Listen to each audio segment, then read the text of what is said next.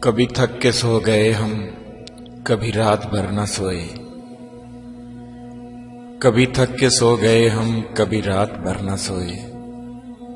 کبھی ہنس کے غم چھپائے، کبھی منہ چھپا کے روئے۔ میری داستان حسرت وہ سنا سنا کے روئے۔ مجھے آزمانے والے مجھے آزما کے روئے۔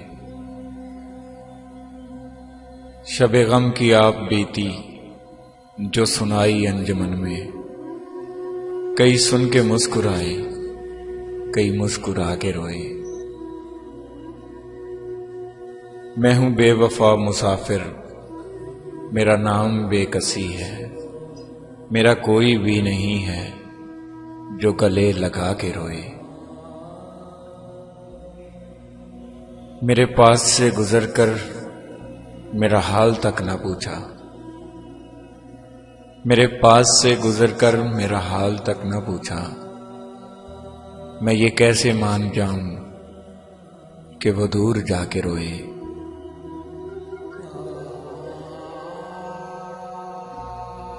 وہ ملے جو راستے میں تو بس اتنا کہنا اس سے، میں اداس ہوں اکیلا، میرے پاس آ کے روئے۔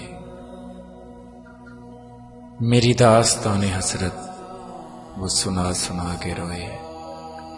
مجھے آزمانے والے مجھے آزما کے روئے۔